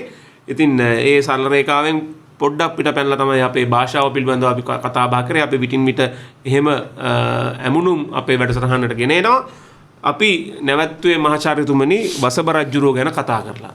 දැන් එතනින් එහාට අපි ආයේ අර අපේ රාජදූරාවලියේ මාවතට පිවිසලා ආයෙත් කතා බහ කරගෙන යනවා. ඔව් අපි මම හිතන්නේ අපේ හිතවත් ශ්‍රාවකයන්ට මතකයි හොඳටම වසභ රජතුමා ගැන අපි කතා කරපු දේවල්. ක්‍රිස්තු වර්ෂ 67 111 අතර කාලේ එතුමා රාජ්‍ය පාලනය කරේ. අපේ වැඩසටහන් කීපයකදීම අපි ඊටාම හොඳින් අවධාරණය කළා වසභ රජතුමා මේ රටේ ස්ථාවරත්වය, ඒකාබද්ධතාව සහ මේ රාජ්‍ය කියන යාන්ත්‍රණය සංවිධානය කිරීම සඳහා එතුමා කොයිතරම් දූරදර්ශී ලෙස කටයුතු කරාද කියන කාරණය. එතකොට අපි ඒක ගැන ආපහු කතා කරන්න බලාපොරොත්තුවක් නැහැ. වසභ රජතුමාගෙන් පස්සේ වසභ රජතුමාගේ පුත්තු ගැන, ඒ පවුල ගැන නොයෙකුත් විදිහේ ශාස්ත්‍රීය සංවාද තියෙනවා. ඒකට හේතුව තමයි වසභ රජතුමා සම්බන්ධයෙන් ඔහුගේ පෞද්ගලික තොරතුරු සම්බන්ධයෙන් මහාවංශය ආදී ඓතිහාසික මූලාශ්‍ර සඳහන් කරන කරුණු වලට වඩා වෙනස් ආකාරයේ කරුණු මේ සෙල්ලිපිවල සඳහන් වෙලා තිබීම. දැන් උදාහරණයක් හැටියට කියනවා නම් දැන් වසභ රජතුමාගෙන් පස්සේ රාජ්‍යයට පත්වන්නේ ඔහුගේ තිස්ස කියන පුත්‍රයා. එතකොට මේ තිස්ස කියන පුතා ඇරුණට දැන් උත්තර කියලා පුතෙක් ගැනත් සඳහන් වෙනවා. ඒ වගේම සෙල්ලිපියකෙත් තියෙනවා දුටග කියලා පුතෙක් ගැන. සමහර විද්‍යාඥයෝ කියනවා මේ දුටග කියලා කියන්නේත් උත්තරටමයි කියලා. ඉතින් කොහොම හරි අපි බැලුවොත් එහෙම මේ උත්තර දුටග කියලා කියන්නේ දෙන්නෙක් නම්, ස්වාධීන දෙන්නෙක් නම් වසභගේ පුතු හැටියට සඳහන් වෙන. ඒතකොට තිස්ස තව එක්කෙනෙක්. එහෙමනම් වසභ රජතුමාට පුතුන් තිදෙනෙක් සිටි බව අපිට ඒකෙන් පේන්න තියෙනවා. ඉතින් මේ අර දුටග උත්තර දුටග ගැන වංශ කතා සඳහන් නොකිරීම මගින් අපිට තේරෙන එක දෙයක් තියෙනවා. මේ වංශ කතා ඒ තරම් උනන්දුවක් දක්වලා නැහැ වසභ රජතුමා පිළිබඳව තොරතුරු වාර්තා කරන්නට. ඊළඟට ශිලාලේඛනවල දැක්වෙන පරිදි ඔහු විසින් කළ තිබෙන දැවැන්ත සමාජ මෙහෙවර දිහා බලනකොට වංශ කතා ඒ තරම් සාධාරණයක් වසභ රජු වෙනුවෙන් ඉෂ්ට කරාද කියන එක පිළිබඳව අපට පැහැදිලිතාවකට එන්න පුළුවන් කමක් නැහැ. මම හිතන්නේ අපිට අනුමාන කරන්න පුළුවන් මේ ඉතිහාසය රචනා කරනකොට ඕනෑම රචකයෙකුට ඒ රචකයාගේ කිසියම් අරමුණක්, කිසියම් එක පැත්තකින් බලනකොට පක්ෂපාතීත්වයක් තියෙනවා. ඒ ඕනෑම රචනයකදී ඒ අර මේ ආත්මගත සංවේදනයෙන් මිදෙන්න හරිම අමාරුයි. අපිට කවදාකවත් අපි මේක මීට පෙරත් කියලා තියෙනවා. පුද්ගලයෙක් විසින් රචනා කරන ලද ලේඛනයක ස්වාධීනත්වය අපේක්ෂා කළ හැකි මට්ටමක් තියෙනවා. ඒ මට්ටම තියෙන්නේ ඒ ලේඛනය රචනා කරන ලේඛකයාගේ මතය කොයිතරම් දුරට ආරක්ෂා වෙනවාද කියන සීමාවේ තමයි ඒ ස්වාධීනතාව ආරක්ෂා වෙන්නේ. ඉතින් ඒ නිසා අපිට හිතෙනවා දැන් වසභ යසලාලක තිස්ස රජතුමාගෙන් අපේ රාජවංශයක් අවසන් වෙනවානේ. අර මුල් රාජවංශය. ඊට පස්සේ ලම්බකර්ණ වංශය. ඊට පස්සේ ලම්බකර්ණ වංශය පටන් ගන්නවානේ. එතකොට මේ ලම්බකර්ණ වංශයේ ආරම්භකයා හැටියට වසභ රජ බවට පත්වීම ගැනත් අපේ වංශ කතා ඒ තරම් ප්‍රශංසා මුඛයෙන් කතා කරන්නේ නැහනේ. ඒක කතා කරන්නේ යම්කිසි වාර්තාගත කිරීමක් හැටියට විතරයි. මේ වසභ මේ ලම්බකර්ණයන්ගේ කන් කැපුවා, ඇඟිලි කැපුවා කියලා වංශ කතාවල සඳහන් කරලා තියෙනවා. එතකොට ඒ තරම් ප්‍රසාදාත්මක විදිහට කතා කරලා නැහැ. ඒ නිසා සමහර විට මේ තියෙන ආකල්පමය එරෙහිභාවය වෙන්න පුළුවන්. සමහර විට මහාවංශය රචනා කළ සම්ප්‍රදාය විශ්වාස කරන්න ඇති මේ වසබලට නීත්‍යානුකූල අයිතියක් මේ රටේ බලයට නැහැයි කියලා. ඒ නිසා සමහර විට එහෙම විස්තරාත් මොකද දැන් අපි දුටුගැමුණු රජතුමා පිළිබඳ කළා තියෙන විස්තර, ඒ වගේ වලගම්බා රජතුමා පිළිබඳ කළා තියෙන විස්තර, ඒ සද්ධාතිස්ස රජතුමා ගැන කළා තියෙන විස්තර, ඒවට සාපේක්ෂව බැලුවම ඇත්තේ මේ රජවරුන්ට සාපේක්ෂව වසබ රජතුමා විශාල වැඩ කොටසක් රට වෙනුවෙන් කළා. අපි කිව්වා සඳහන් කළා පහුගිය වැඩසටහන් වලදී අර ප්‍රාදේශීය පළාත් බෙදීම්, ප්‍රදේශ බෙදීම් වගේ පරිපාලන කටයුතුත් එතුමාගේ සෙල්ලිපි වල අපිට පළමුවෙන්ම පෙනෙන්න පටන් ගන්නවා කියලා. අර කන්නිකා, ආස්ථාන වගේ දේවල්. ඒ වගේම එතුමාගේ කාලය වෙනකොට ලංකාවේ කාසියක් අච්චු ගහලා නීතිගත වීමත් අපට පේන්න තියෙනවා. ඊළඟට රටේ දේශීය ආදායම් ජාලය, බදු වර්ග ක්‍රමානුකූල බවට පරිවර්තනය වීම වුණා. ඉතින් දැන් මෙහෙම බැලුවම දැන් වංශ කතාවල බොහෝ වෙලාවට සඳහන් කරන්නේ ආගමික ගොඩනැගිලි වලට උදව් කරපු, ආරාම වලට උදව් කරපු පාලකයෝ ගැන තමයි ටිකක් අභිරුචියෙන් වර්ණනා කරලා තියෙන්නේ. වසබ රජුමත් එහෙම කළා. ඉතින් සමහර විට එතුමා විසින් කරපු අනිත් සමාජශීලී වැඩ සඳහන් නොකරේ ඇයිද කියන එක ගැන ප්‍රශ්නයක් තියෙනවා. මොකද සමහර අවස්ථාවල සමහර රජවරු දැන් අමණ්ඩගාමිනී අබේකෙන් රජතුමා මාඝාත නීතිය පැනෙව්වයි කියලා වංශ කතා කියනවා. මාඝාත නීතිය කියලා කියන්නේ කිසිදු සතෙක් මැරීම, ඝාතනය කිරීම තහනම් කියන එක. එතකොට සමහරට ඒක ආගමික අර්ථයක් තියෙන නිසා එහෙම කිව්වා වෙන්න පුළුවන්. කෙසේ වෙතත් අපිට පේන දේ මධ්‍යස්ථව බැලුවොත් වසබ රජතුමා පිළිබඳ ඒ වාර්තා කිරීම ප්‍රාමාණික නැහැ. කෙසේ හෝ ඒවා අපිට තවදුරටත් ඒ ගැන කතා කිරීම අපි බලාපොරොත්තු වෙන්නේ නැහැ. වසබ රජතුමාගෙන් පස්සේ රාජ්‍ය හිමි කරගන්නේ තිස්ස කියන ඔහුගේ පුතා. නමුත් වංශ කතාවල හඳුන්වා දීලා තියෙන්නේ වංකනාසික තිස්ස කියන එක. ඒ කියන්නේ වක් නැහැයක් ඇති තිස්ස කියන එක. සමහර විට මේ වගේ මේ රජවරුන්ට නම් පට බැඳලා තියෙනවානේ හරියට අපේ මේ ඉතිහාසයේ. ඒක තමයි මම අහන්න දැස දැන් ඇත්තටම මේ තිස්ස රජතුමාට උපදිනකොට දාපු නමම නෑ කවුරු හරි පටවද අපි කියන්නේ කොටගාමිනී කියලා කියනවා. අපි එහෙම කියනවානේ. එතකොට ඔය දැන් ඔය කල්ලාට නාග කියන නම. කල්ලාට කියන්නේ හිස මුඩු කළ කියන එකනේ. එතකොට හිස මුඩු කළ නාග. තට්ටනාග කියන එක. තට්ටනාග කියන එකට. එතකොට වංකනාසික තිස්ස. දැන් මේවා මහජනයා තමයි පටබඳින්න ඇත්තේ. මේ මහජනයා පටබැඳපු දේවල් මතකයෙන් එනකොට පස්සේ ඉතිහාසයට ඒක ඇතුළත් වෙනවා. එතකොට අමණ්ඩගාමිනී අබේ කියන එකෙත් ආමණ්ඩ කියන වචනය ගැන මතභේද තියෙනවා. ඒක මොකද? සෙල්ලිපි වල කොටන කොටස රජවරු තමන්ගේ අනවර්ත නාමයත් එක්කම කොටයිද? කවදාවත් එහෙම කොටන්නේ නැහැ. එහෙම කොටන්නේ නැහැ. එහෙම කොටලා තියනවා නම් නෑ එහෙම කොටලා එහෙම අපිට පේන්නේ නැහැ. දැන් කවදාවත් වංකනාසික තිස්ස කියලා සෙල්ලිපි නැහැනේ. සෙල්ලිපි. එතකොට කෙනෙක් අහන්න පුළුවන් එහෙමනම් ඒ රජුරෝ වංකනාසික තිස්සද කියලා අඳුරගන්නේ කොහොමද කියලා. ඒකට මම උදාහරණ කියන්නම් කොහොමද කියලා. එතකොට රජවරු මොකද දන්නවද කරන්නේ? දැන් එයා පෙනී හිටින්නේ තිස්ස. ගාමිණී තිස්ස කියලා පෙනී හිටිනවා. එතකොට ගාමිණී තිස්ස සෙල්ලිපියක් කොටනකොට කියනවා මගේ තාත්තා අහවල් එක්කෙනා. හරි. මගේ සීයා අහවල් එක්කෙනා. හරි. එතකොට අන්දරේ ගහන්න කියනවා. මහරජ වහය පුත ගාමිණී තිස්ස කියලා කොහොම මහරජ වහබගේ පුතා වූ ගාමිණී තිස්ස කොහොම අපි දන්නවා මේ වංශ කතාවේ ඉන්න වංකනාසික තිස්ස තමයි මේ ඉන්නේ කියන එක. ඉතින් ඒ නිසා අපිට රජවරු හඳුනා ගැනීම තරම් අපහසුතාවකටපත් වෙන්නේ නැහැ. එතකොට නුවන් මේ වංකනාසික තිස්ස රජතුමා මේ ගැන කියනකොට ඉතා විශේෂ දෙයක් කියන්න තියෙනවා. අපි මේ රජ පෙළපත සම්බන්ධයෙන් කියනකොට අපි ඒ අර වසබ රජතුමා ගැන කියනකොට අපි සඳහන් කරා මතකයි නේද අර යසලාලක තිස්ස රජතුමාගෙන් රාජ්‍ය පැහැර ගන්නවනේ සබ කියලා තමයි මේ සෙල්ලිපි වල තියෙන සබ රජු කියලා. අපි සුබ රජුරෝ කියලා කියන්නේ සුබ සහ යස කියලා නේ කියන්නේ. නමුත් සෙල්ලිපි වල තියෙන සබ රජ කියලා. එතකොට මේ සබ වසබ විසින් මාලිගා භූමියේම ඝාතනය කරනවායි කියලා අපි ඉතිහාසයේ සටහන් වෙනවායි කියලා කියනවානේ. ඒ කියන්නේ වසබ විසින් සබ ඝාතනය කළා. මේ සබ ඝාතනය කරන වෙලාවේ සබට හිටිය දියණියක්. සබ මේ වසබගේ මේ ක්‍රියාවලිය වසබ බලවත් වෙන ආකාරය දැක්කම සබ කිසියම් සූදානමක් වුණයි කියලා පේනවා වංශකථා කියන දේ හැටියට. මොකද ඒ සූදානම සබ විසින් ඇයගේ දියණිය කුඩා දියණිය බාර කළා උළුවඩුවෙකුට.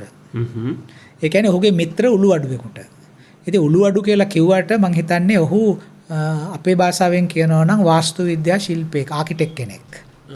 එතකොට ඒ රජුරන්ගේ මිත්‍රයෙක්.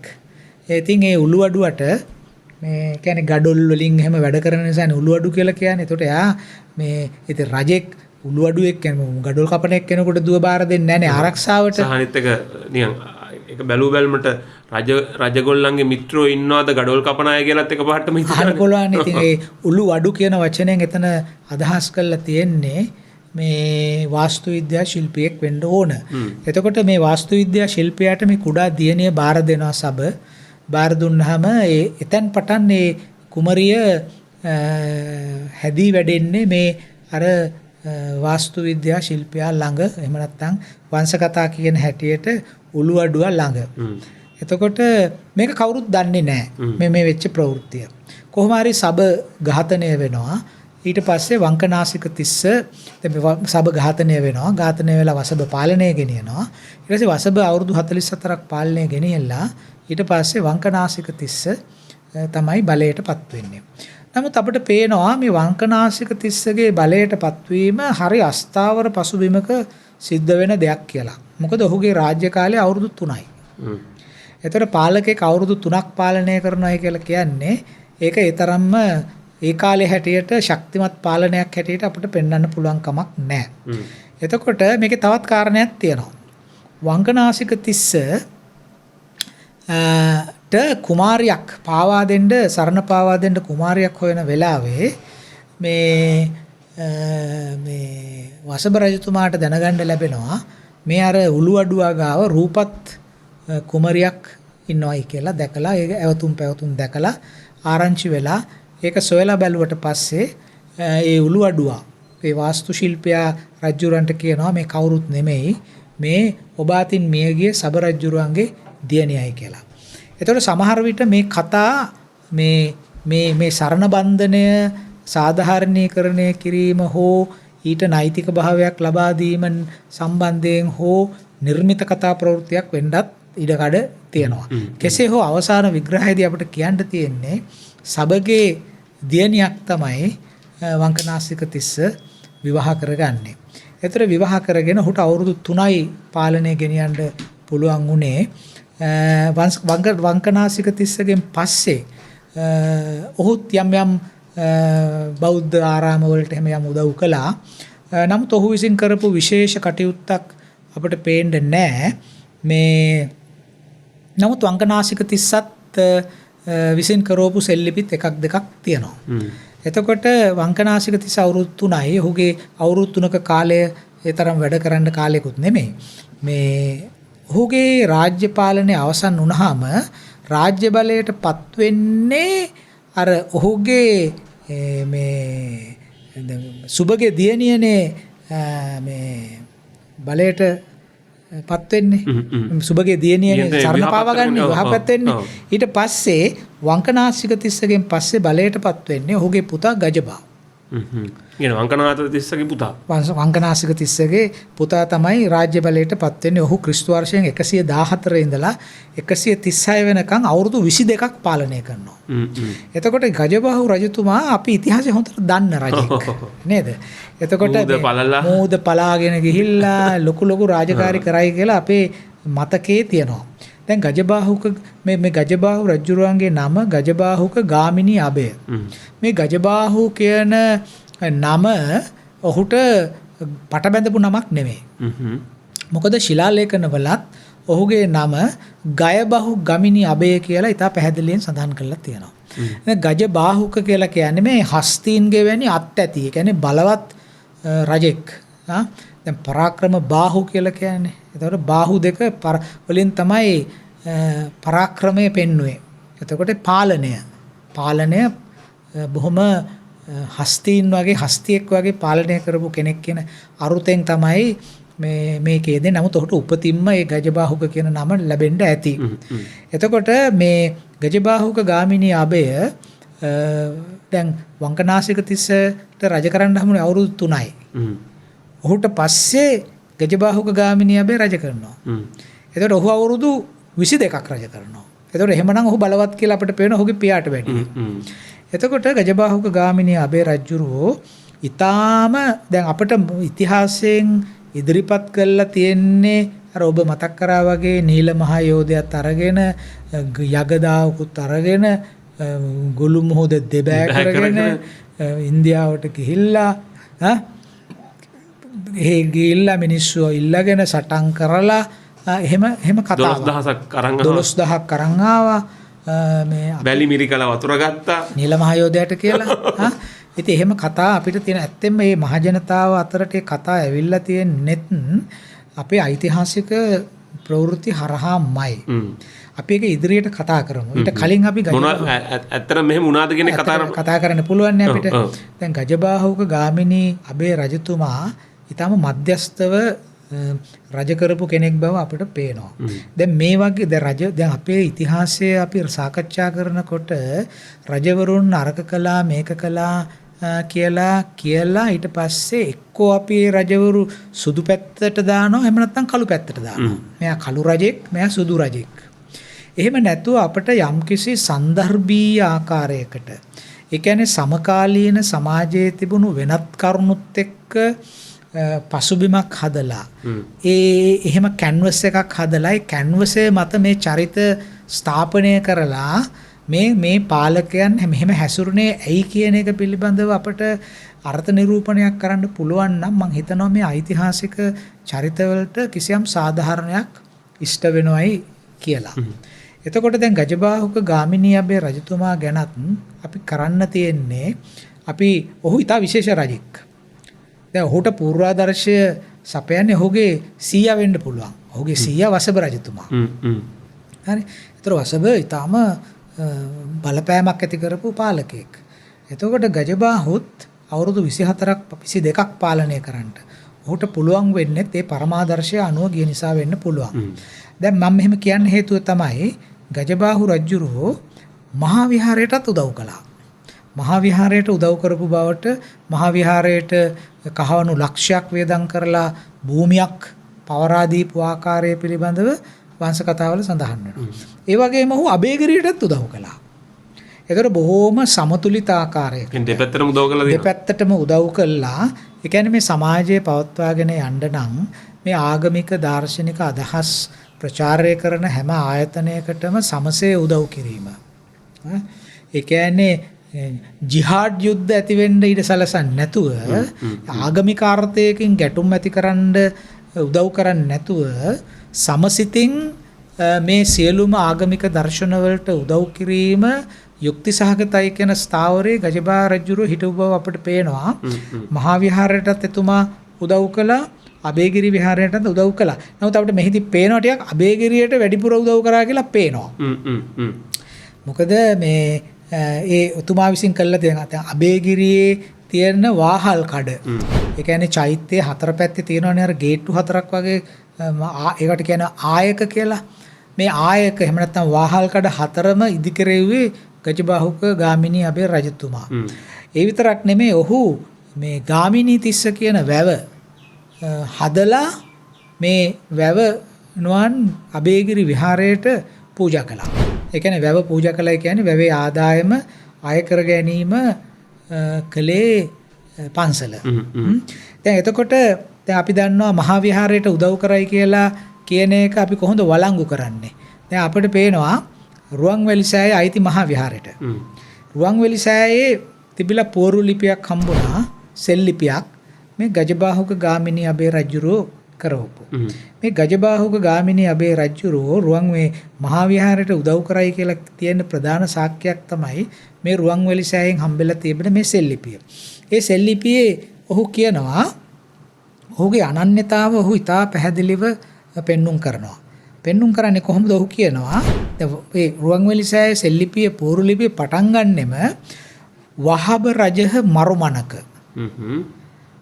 වහබ රජහ මරුමනක තිස්ස මහරජ පුති මහරජ ගයබහු ගමිනි අබය දකිනි අරබ විහර කරය. ඔන්න දැන් අපේ ශ්‍රාවකයන්ට දැනගන්න පුළුවන් ඒ කාලේ භාෂාව කොහොමද කියලා සෙල්ලිපි වල තිබිච්ච. ලියවිච්ච භාෂාව. ලියවිච්ච භාෂාව. කතා කරන භාෂාව කතා කරන භාෂාව මීට වෙනස් වෙන්න ඕනේ. හරි. මේක ටිකක් සංවිධිතයිනේ. ව්‍යාකරණය ආරක්ෂා කරගෙන ලියන එකක්. ඒතර මේ සෙල්ලිපි ගජබහු ගාමිනී ආබේ කරවලා තියෙන්නේ රුවන්වැලි සෑයට. රුවන්වැලි සෑය අයිති මහා විහාරය. හරි. එතකොට එයා කියනවා දැන් බලන්න අර මේ ඒගොල්ලන්ගේ රාජ්‍යත්වයට තියෙන උරුමය ඒගොල්ලෝ ප්‍රකාශ කරන්නේ කොහොමද මේ සෙල්ලිපිය කරවන්නේ ගජබහු රජුරු. හැබැයි සෙල්ලිපිය පටන් ගන්නෙ සීයාගේ නම කියලා. වහබ රජහ මරුමනක. වසබ රජුරුවන්ගේ මුණුපුරා වූද තිස්ස මහරජහ පුති. තිස්ස මහරජුරුවන්ගේ පුතා වූද කවුද මේ තිස්ස මහරජුරු වංකනාසක තිස්ස මහරජහ පුති ගයබහු ගමි මහරජ ගයබහු ගමිනී අබය. මහරජා වූ ගජබාහුක ගාමිනී අබේ රජුරෝ දකිනි අබය අරබ විහර කරය. දක්ෂිණ ආරාම විහාරය කෙරෙව්වා. එතකොට කොහටද මේ කෙරෙව්වේ? මහා විහාර රුවන්වැලි සෑයට. රුවන්වැලි සෑය අයිති මහා විහාරයට. එතකොට රජුරෝ ඒක කරලා ඊටාම දර්ශනීය අකුරු වලින් ලියලා තියෙන පෝරු ලිපියක් අපි ඒක පෙන්නමු අපේ ජනතා අපේ හිතවත් ශ්‍රාවකීන්ට. ඊටාම හොඳ පුහුණු ශිල්පියෙක් තමයි මේ සෙල්ලිපිය කොටවලා තියෙන්නේ. නගරේ හිටපු දක්ෂ සෙල්ලිපි කරුවෙක් වෙන්න ඇති. ඒක දීපු ඒ විහාරේ දීලා ඊට පස්සේ දීපු දීමනා හැමත් තියෙනවා. ඒතර මහා විහාරයට ගජබහු රජුරෝ උදව් කරයි කියන එක සක්සුදක්සේ පැහැදිලි දෙයක්. ඒ සෙල්ලිපිය හැම කොටලම තියෙන නිසා. ඊළඟට අබේගිරියට උදව් කරපු එක ගැනත් අපිට පෙන්වන්න පුළුවන්කම තියෙනවා. ඒවත් හුඟක් සෙල්ලිපි වල සඳහන් කරලා තියෙනවා රජුරෝ කරපුවා. දැන් ඔය රතන ප්‍රාසාද කියලා ගොඩනැගිල්ලක් තියෙන අනුරාධපුරේ රතන ප්‍රාසාදයේ තියෙනත් සෙල්ලිපියක්. ඒ සෙල්ලිපියත් ගජබහු විසින් කරවලා තියෙන්නේ. පාලු මැකිච්චාව කියලා අනුරාධපුරේ තියෙන ප්‍රදේශයක්. පාලු මැකිච්චාවෙනුත් හොයාගෙන තියෙනවා ගජබහු ගාමිනී අබේ රජුරුවන්ගේ මේ වැවක්. දැන් අබේගිරියට උදව් කරයි කියන එක ඔය රතන ප්‍රාසාද ලිපියෙන් අපිට ඉතාම පැහැදිලිවම කියන්න පුළුවන්. මොකද ඒ කාලේ ඔය අබේගිරිය හැඳින්වුවේ උත්තර මහා චෛත්‍යය කියලා. එතකොට මේ රතන ප්‍රාසාද ලිපියේ රජුරෝ කියනවා මෙන්න මෙහෙම. මහරජ වහබය පුත තිස්ස මහරජ පුත මහරජ ගමිනී අබය නිල රජය විලගමක වවි උත්තර මහා චෙතෙහි සොවන කොතුරු කොටු දිනි. වසබ රජුරුවන්ගේ තිස්ස රජුරුවන්ගේ පුතා වූ ගජබාහුක ගාමිනී අබේ රජුරෝ මේ නිලරායජිය කියන ස්ථානයේ තියෙන විලගමේ වැව උත්තර මහා විහාරයට දෙනවා ස්වර්ණ කොතලෙන් අතපැන්මක් කළා. ඒතර දැන් උත්තර මහා චිත කියන්නේ මොකද්ද? අබේගිරි චෛත්‍යය. එතකොට එහෙමනම් මහා විහාරයට ආධාර කරපු බවත් අපිට ශිලාලේඛනයක පේනවා. ඒ වගේම ඔහු අබේගිරියටත් උදව් කරපු බව අපිට ශිලාලේඛනයක පේනවා. එහෙමනම් දැන් අපි දන්නවා මහසෙන් රජුරෝ එහෙම නෙවෙයි. මහසෙන් රජුරෝ එක පැත්තක් ගත්තා. නමුත් ගජබාහුක ගාමිනී අබේ රජුරෝ මහා විහාරයටත් උදව් කළා. ඒ වගේ මේ වෙනකොට ජේතවනේ ඉදි කරලා තිබුණේ නැහනේ. ගජබාහු ගාමිනී අබේ රජුරෝ අබේගිරියටත් උදව් කරා. එහෙනම් අපිට පේනවා මේ නගරයේ සහ රටේ තිබුණු මේ දාර්ශනික ආගමික සංස්ථා දෙකටම උදව් කළා සමසේ වැඩ කටයුතු කරන්න ඔහු ක්‍රියා කරපු බව. අපි විරාමයට යනවා. විරාමය පස්සේ නැවතත් අන්ලිමිටඩ් හිස්ටරි මැඩසටහනත් සමග Unlimited History. අපේ ජාතික කතාව. හරි අපි නැවතත් අපේ වැඩසටහනට පිවිසමු 011253 අපේ දුරකථන අංකයෙන් ඔබට පුළුවන් අපිව විමසන්න අපේ ප්‍රශ්න කරන්න. ඒකම අපේ අනිකුත් මාර්ග ඔස්සේත් ඔබට අපේ වැඩසටහන මේ ශ්‍රවණය කිරීමෙන් අනතුරුව ඔබ නරවනවා නම් අපේ YouTube වැඩසටහන මේ පල්ලෙහා තියෙන description එකේ අපිව සම්බන්ධ කරගන්න පුළුවන් මාර්ගයන් දක්වලා තියෙනවා. ඊමේල් Facebook links වගේ දේවල් දක්වලා තියෙනවා. අපිට කතා කරන්න, අපිට ප්‍රශ්න යොමු කරන්න, ඔබේ අදහස් කියන්න, ඔබෙත් අපෙත් සම්බන්ධතාවය තියාගෙන ඒකම අපිට උදව් කරන්න මේ වැඩසටහන තව තවත් ඉදිරියට අරගෙන යන්න.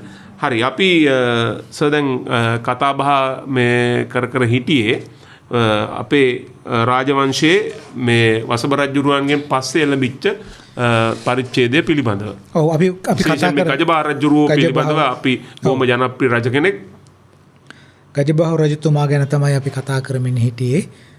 අපි මේ වැඩසටහනදී උත්සාහ ගන්නේ ගජබහ රජතුමා අපි දන්නේ අර වීරක්‍රියාවක් කරපු වීර චරිතයක් හැටියට පමණයි. නමුත් අපිට අවශ්‍යතාවක් තිබෙනවා මේ රජතුමා පිළිබඳ නියම ඇගයීමක් ඇස්තමේන්තුවක් ඇති කර ගන්න. එතකොට මම කිව්වා එහෙම කරන්න නම් අපි ගජබහ රජතුමා තනිකර අරගෙන එක කරන්න පුළුවන් කමක් අපිට නැහැ.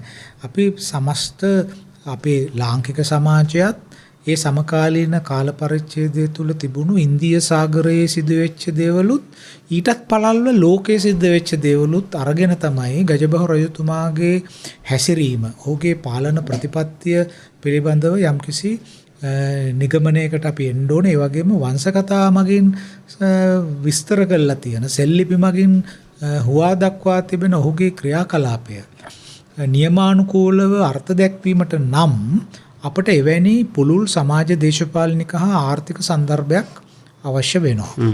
ඉතින් අපි මෙතනදී උත්සාහ ගන්නේ මම මේ වෙලාවේදී නුවන් ඒ වගේ තලයකට මේක අරගෙන යන්න.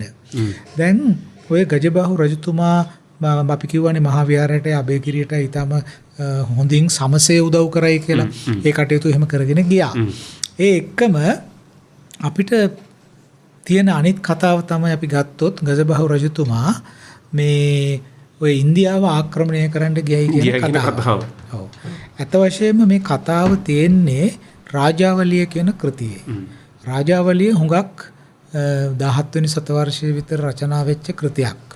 රාජාවලිය තමයි මේ සඳහන් වෙන්නේ මේ අපේ රටට ආක්‍රමණයක් සිද්ධ වෙලා අපේ රටෙන් මිනිස්සු 12000ක් අරගෙන ගිය අය අරගෙන ගියාම ගජබහ රජුරෝ ගිහිල්ලා ඒ 12000ත් අරගෙන මේ අපේ 12000ත් මුදවාගෙන 24000ක් මරන් ආවයි කියලා. තව 12000ක් ඒගොල්ලන්ගෙනුත් අරගෙන මේ රටට ආවයි කියලා. එතකොට ඒ යනකොට නීල මහ යෝධයත් එක්ක ගියේ මෙහෙම යගදාවක් අරගෙන මූද දෙබෑ කරගෙන පාදාගෙන ගියේ. ඊට පස්සේ ඒ රටට ගිහිල්ලා මෙහෙම වැලි මිරිකලා පෙන්නුවාම නීල මහ යෝධයා ඒ පාලකයෝ බියෙන් ත්‍රස්ත වෙලා මෙහෙම යටත් වුණාය කියලා ඒ වගේ කතාවක්. ඉතින් මේ කතාව අපේ මහජනයා අතරට ආවේ රාජාවලිය ඒක රචනා කරලා තියෙන නිසා. නමුත් මේක ඉතා වැදගත් දෙයක් තියෙනවා. මහාවංශය මගින් වාර්තා නොකරන මහාවංශය පමණක් නෙමෙයි අපේ ප්‍රධාන ඓතිහාසික මූලාශ්‍ර මගින් වාර්තා නොකරන සිද්ධියක්. ඡායාවක් රාජාවලිය වාර්තා කරනවා. ඒ කුමක්ද? මේ දකුණු ඉන්දියානු ජාතිකයෝ අපේ රටය ආක්‍රමණය කරලා අපේ රටෙන් මිනිස්සු අරගෙන ඒ රටට අරගෙන ගියයි කියන කතාව. ඔව් සරල සමස්ත විදිහට ගත්තොත් අපෙන් සම්පත් ඒගොල්ල ඇවිල්ලා අරන් ගියයි කියන එක. එතකොට මේක අපේ ඓතිහාසික ප්‍රවෘත්ති වාර්තා කරන්නේ නැහනේ. නමුත් අපි දන්නවා අඩුම තරමේ එහෙම අරගෙන ගියා නම් අරගෙන යන්න ඕන එක්කෝ අංකනාසික තිස්ස රජතුමාගේ කාලෙදී එක්කෝ වසභ රජතුමාගේ කාලෙදී. නමුත් වසභ රජතුමාගේ කාලෙදී එහෙම ආක්‍රමණයක් කරන්න පුළුවන් කමක් තිබුණේ නැහැ. ඔව්. ඒතර සමහර විට මේ වංකනාසික තිස්ස රජතුමාගේ කාලයේද මේ කටයුත්ත උනේ කියන එක පිළිබඳව අපිට ටිකක් සැක මුසු භාවයක් තියෙනවා. එම ගෙනිච්චද කියලා. දැන් අපිට පේනවා ඔය මේ ගජබහ රජතුමා ගැන දැන් ඔහම ගිහිල්ලා ඔය සටන් කරා කියලා කිව්වට ගජබහ රජතුමා ඉන්දියාවට ගිය බව සත්‍යයක්. ඒක අපිට පෙන්වන්න තියෙන ප්‍රධානම සාක්ෂිය තමයි අපි සඳහන් කරලා තියෙනවා මීට කලිනුත් ඔය සීලප්පදිකාරම් කියන සංගම් සාහිත්‍යයට ආйти කෘතිය. ඒ සීලප්පදිකාරම් වල සඳහන් කරනවා මේ ගයවහු කියලා රජ කෙනෙක් ආවයි කියලා මේ චේර රටට. එතකොට මේ ගයවහු රජුරු චේර රටට ආවේ මොකටද? පත්තිනි දේවියන් වෙනුවෙන් ඉදිකරපු දේවාලයක් විවෘත කිරීමේ උත්සවයට සහභාගී වීම සඳහා ඒ ගයවහු කියන කෙනා පැමිණියයි කියලා සීලප්පදිකාරම් කෘතියේ තැන් දෙකක සඳහන් කරලා තියෙනවා ගයවහු කියන නම. ඉතින් මේ දෙමළ උගතුන්ට මේක ප්‍රශ්නයක් තිබුණා කවුද මේ ගයවහු කියලා කියන්නේ කියලා. ඉතින් ඇත්තෙන්ම මේ වෙන කවුරුත් නෙමෙයි මේ අපේ ගජබාහුක ගාමිණී අබේ රජතුමා කියන එක අපිට පේනවා. එතකොට ගජබාහුක ගාමිණී අබේ රජතුමා කේරළයට ගියා. මේ චේර කියන්නේ කේරළ රටනේ. හරිද? කේරළ රටට ගිහිල්ලා ඔහු ඒ රාජ්‍ය උත්සවයට සහභාගී වුණා.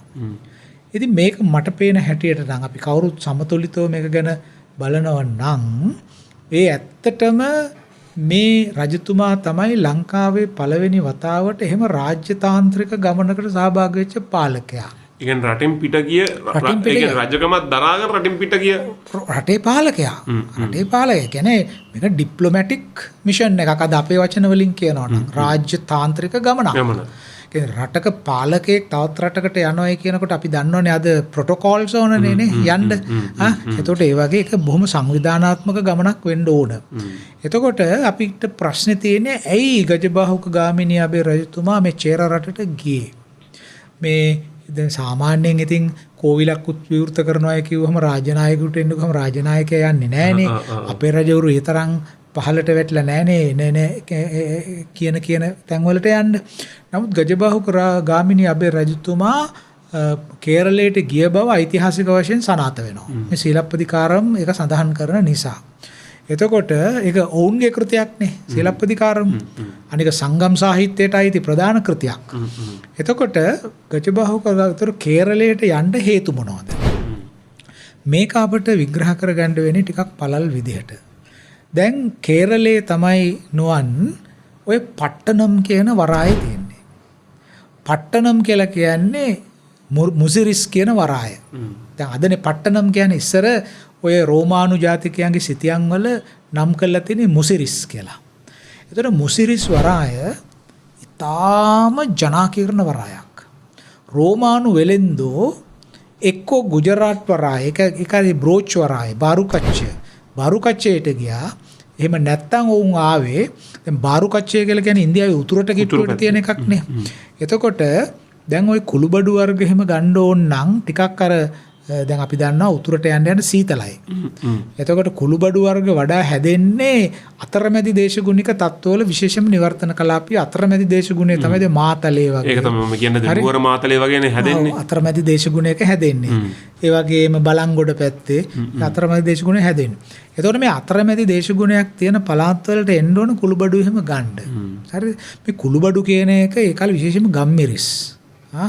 ගම්මිරිස් කියන එක අපේ දේශපාලන තේමාවක් නෙමෙයි වෙනකොටත් ඒ කාලෙත් ඒක දේශපාලන තේමාවක්. ඒ කියන්නේ සමස්ත ජාත්‍යන්තර වෙළඳාම ඒ කුළුබඩු අතරින් ගම්මිරිස් කළු ගම්මිරිස් ලබා ගැනීම සඳහා ආවේ මේ ඉන්දියාවට සහ ශ්‍රී ලංකාවට.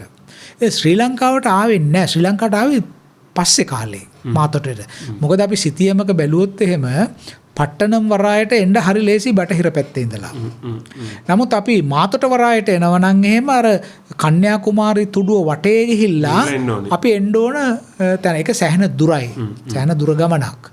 ඉතින් එච්චර ශ්‍රමයක් වැය කරනවට වැඩිය මේ දැන් ඔය ස්ට්‍රාබෝ කියන මේ විදේශික රචකයා ලියලා තියෙනවා මේ ශ්‍රී ලංකාවේ මැණික් වර්ග සහ ශ්‍රී ලංකාවේ ගම්මිරිස් ශ්‍රී ලංකාවේ කැස්බෑවන්ගේ කටු ශ්‍රී ලංකාවේ ඇද්දල උවමනා තරම් ඉන්දියානු වරායවල වල තිබුණයි කියලා. ඉන්දියානු මාකට් එකේ තිබුණයි කියලා. ඒ කියන්නේ අපිට පේනවා මේ ලංකාවේ බඩු මේ ඉන්දියාවේ වෙළඳ පොළවල් වලට යනකොට ඔය අතරමැදි හැටියට වැඩ කරේ දෙමළ දකුණු ඉන්දියානු වෙළෙන්දෝ. අපි මේක අනන්ත අප්‍රමාණ අපේ වැඩසටහන් වල කියලා තියෙනවා මාතොට වරායේ බලය අල්ලා ගැනීම සහ අනුරාධපුරයේ බලය අල්ලා ගැනීම සඳහා මේ දකුණු ඉන්දියානු ජාතිකයන්ට අවශ්‍ය වුණේ වෙන ඊටා පළල් දේශපාලනික අවශ්‍යතාවයකට නෙමෙයි. ඒකේ තිබුණේ බහුදේශපාලනික හා ආර්ථික අරමුණක්. ඒ බහුදේශපාලනිකව ඒ ආක්‍රමණය ක්‍රියාත්මක කළේ මේ ආර්ථික සාධකය කියන එක මූලික කරගෙන. එතකොට පට්ටනම් වරායේ කැණීම් කරලා තියෙනවා.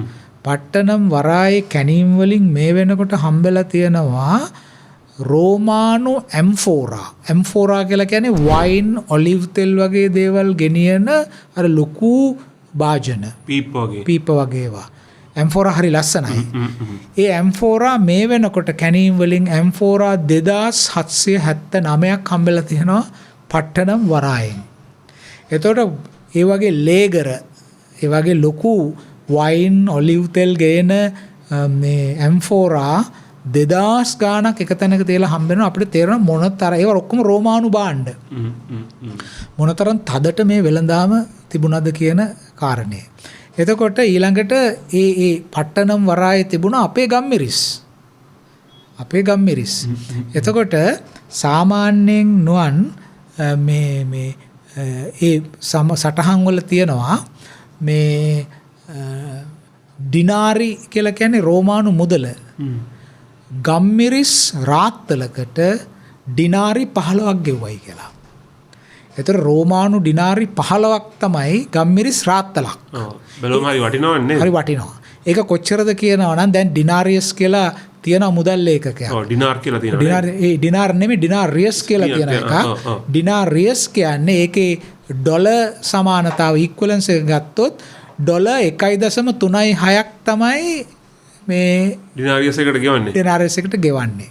එතකොට ඩිනාරියස් 15ක් කියලා කියන්නේ ඩොලර් 15ක් නේ ආසන්න වශයෙන්. හරි. එතකොට ඩොලර් 15ක් වෙලා දැන් මම කියන්නේ ඒ කාලේ ඩොලර්ස් තිබුණේ නෑ. දැන් අද අපි සන්තුලනය කරොත් එහෙම නේ සන්තුලනය කරන්නත් බෑ සාපේක්ෂව හිතුවොත් එහෙම ඩොලර් 15ක්. ඒ කියන්නේ අද අපි ලාංකික මුදලෙන් ගත්තොත් 215ක් නේ. එතකොට කළු ගම්මිරිස් රාත්තලකට එච්චර මුදලක මේක රේෂියෝ එකක් විතරයි. අපේ ශ්‍රාවකයෝ වැරදියට වටහා ගන්න එපා. මේ මුදල් මේ මෙහෙම උණයි කියලා. නමුත් ඩිනාරි 15ක් කළු ගම්මිරිස් රාත්තලකට ගෙව්වයි කියලා ඒ ග්‍රීක සටහන් වල වාර්තා කරලා තියෙනවා. ඒතකොට අපිට තේරෙනවා කොයිතරම් මේ එතකොට ඔය පට්ටනම් වලින් හම්බෙලා තියෙනවා මේ භාජනයක්. ඒකේ මේ හම්බෙන කොටත් පුරාවිද්‍යාඥයෙක්ට ගම්මිරිස් කිලෝ 75 ගම්මිරිස් රාත්තල් 75ක් තිබිලා තියෙනවා. ඒක ඇතුලේ. එතකොට එකක් මේ පුරාවිද්‍යාත්මකව හම්බෙච්ච අමතක වෙච්ච එකක් නේක. එතකොට කොයිතරම් ගම්මිරිස් ප්‍රමාණයක් මේ වරායවල් හරහා හෝමාරු වෙන්න ඇද්ද කියන එක අපිට පේනවා. ඒතර ගම්මිරිස් නිෂ්පාදනය සම්බන්ධයෙන් අපේ රට ලෝකේ ඊටාම කීර්තියක් දිනාගෙන හිටියා මේ මෑතකදී අපකීර්තියට පත් වුණාට. ඉතින් කවුරුත් දැනගන්න ඕන මේ කීර්තිය තමයි මේ අපකීර්තියට පත් කරන්නේ. හරි. ඉතින් ගජබාහු රජතුමා කේරළයට යන්න හේතුව වෙන්න ඕන මේක යෝජනාවක්. කොහෙද සඳහන් කරලා නැහැ හැබැයි මේක. මේ පට්ටනම් වරාය අයිති කේරළයට. චේර රටට. හරි. එතකොට එහෙමනම් මේ අපේ වෙළඳාම දැන් අපේ රාජ්‍ය පාලකයෝ අපේ විතර නෙමෙයි ලෝකෙම දැන් ආසියානු සංවිධානය කිව්වත් G7 කිව්වත් ඔය හැම සමුළුවක්ම සංවිධානය කරන්නේ ආර්ථික අරමුණු සඳහානේ එක්ක ආරක්ෂක අරමුණු සඳහා නේ. එතකොට ආර්ථිකයත් එක්කනේ ආරක්ෂාව බැඳිලා තියෙන්නේ. රටවල් එනකොටා ගන්නේ මුහුදු වෙනුවෙන් රණ්ඩු කරන්නේ ඒවා ඔක්කොම කරන්නේ ආර්ථික අරමුණුත් එක්කනේ ආරක්ෂාව පිළිබඳ ප්‍රශ්නෙත් එන්නේ. එතකොට නුවන් මේ ගජබාහු රජතුමා චේර රටට ගමන් කිරීමේ හේතුව මේ සීලප්පදිකාරම් කියනවා මේ කෝවිලක් විවෘත කරන්න තමයි ආවේ කියන එක රජුරෝ ඒ අවස්ථාවත් ඒකට පාවිච්චි කරන්න ඇති. දැන් රාජ්‍යපාලකයෝ අහම ගස් හිටවනවා නොඑක් දේවල් කරනවානේ. ඒ වගේ එතුමා ඒ කෝවිල විවෘත කිරීමේ රාජ්‍ය උත්සවයටත් සහභාගී වෙන්න ඇති.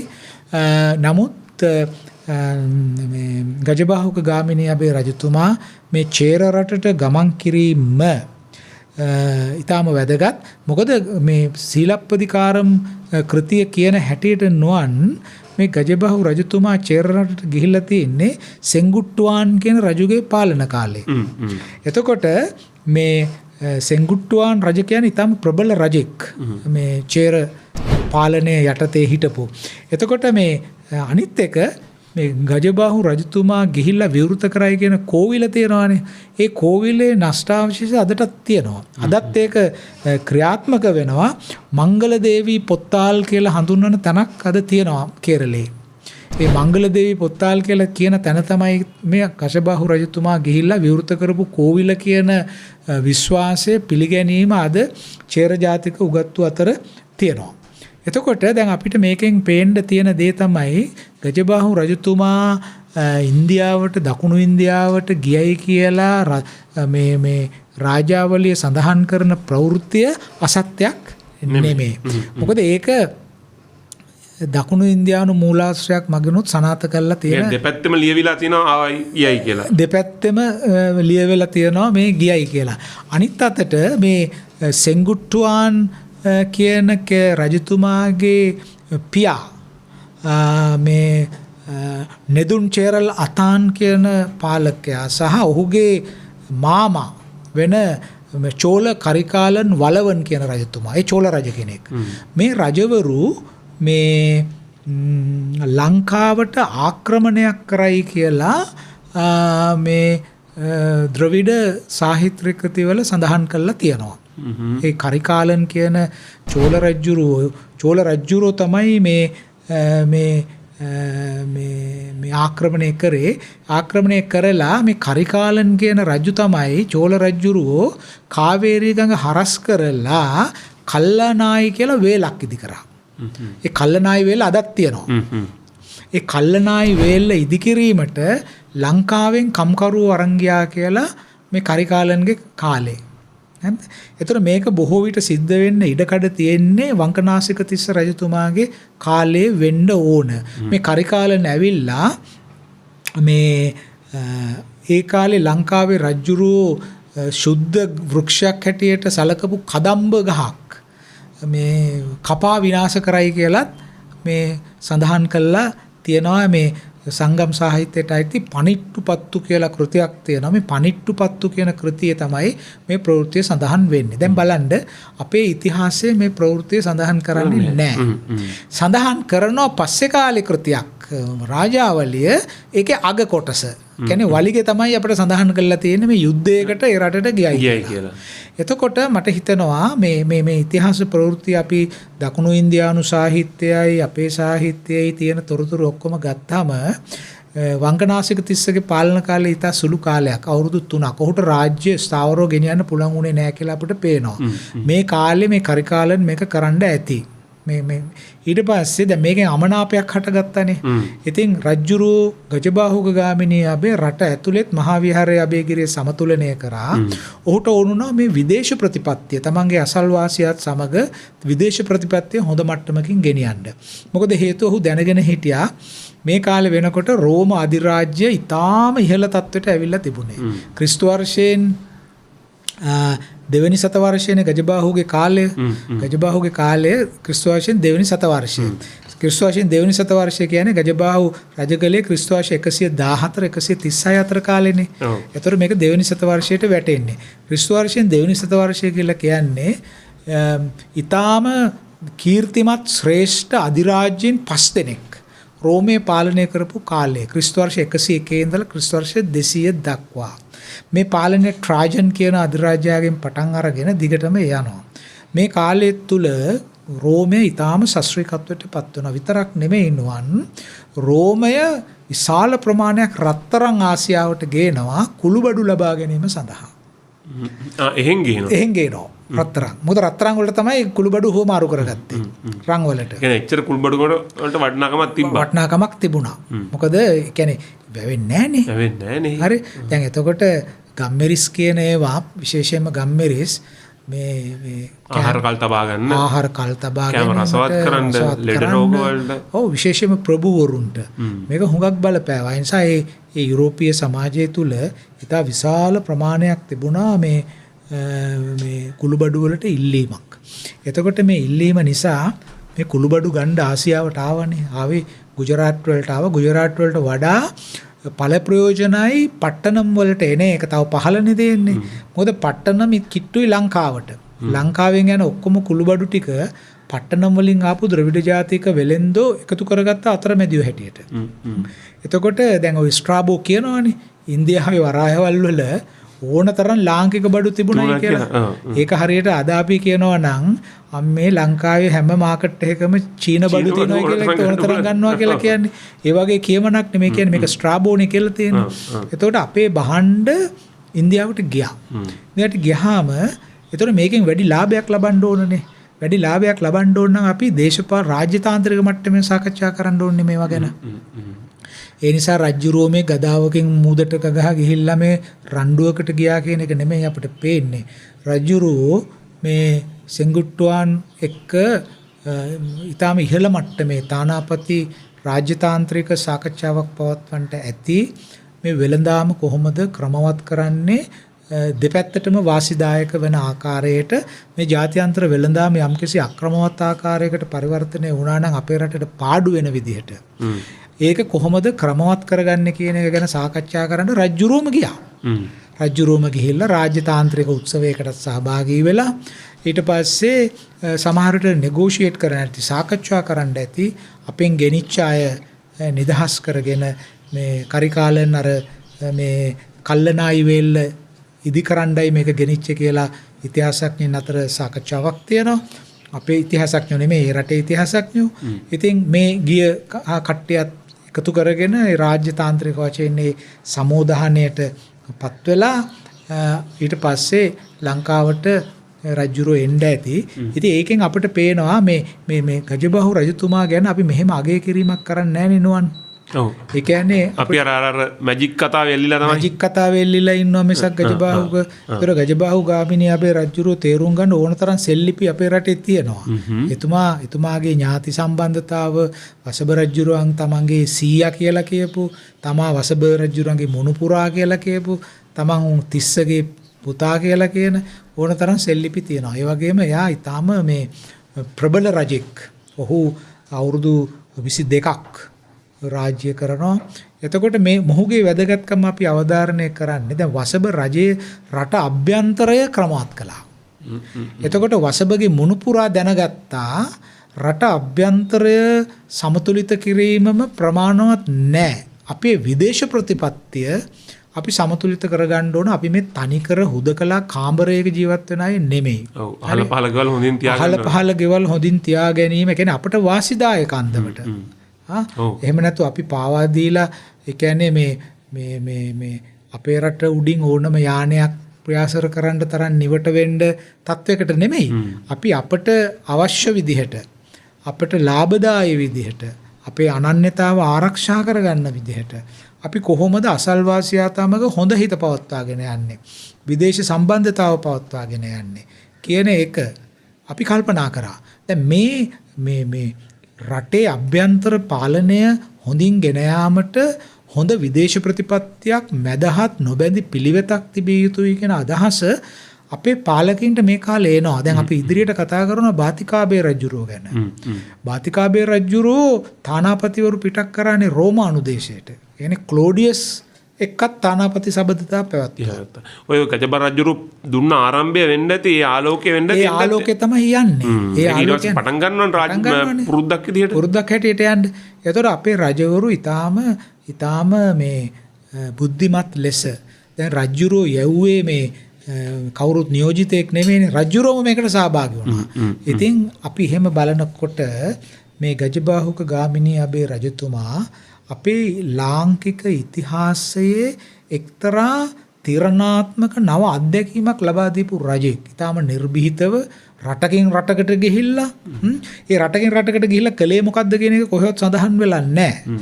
ඉතින් අපිට පේනවා රජුරෝ යන්න ඇත්තේ මේ පසුබිමේ තියෙන සාක්ෂි දිහා බැලුවට පස්සේ මේ රජුරෝ ගිහිල්ලා එහෙ චේර රටේ සෙන්ගොට්ටුවන් රජුරුවන්ගේ අනුග්‍රහයෙන් එහෙ තියෙන විශාල ආපනශාලාවක විවේක සුවයෙන් ගත කරා නෙමෙයි.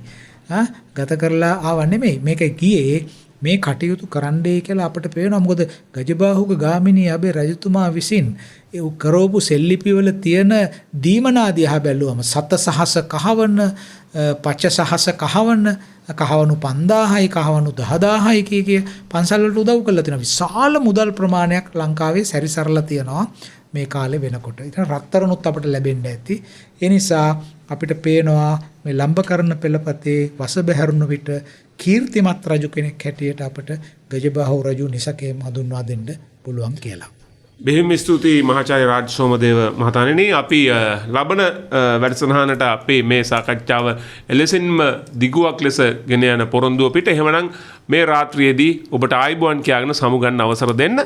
අපිව මේ පරණ වැඩසටහන් සහ අපේ මේ වැඩසටහන YouTube මාධ්‍යයෙන් මේ පින්තූර සහ ඒ රූපමය සත්කාරයන් සමග බලන්න ඕන නම් අන්ලිමිටඩ් හිස්ටරි එහෙම නැත්නම් net fm රාජ් සෝමදේව කියලා අපේ YouTube නාලිකාවල සර්ච් කරන්න ඔබට මේ වැඩසටහන ලබා ගන්න පුළුවන්. එහෙනම් ලබන සතිය හම්බෙමු. ආයිබෝන් ඔබ හැම කෙනාටම.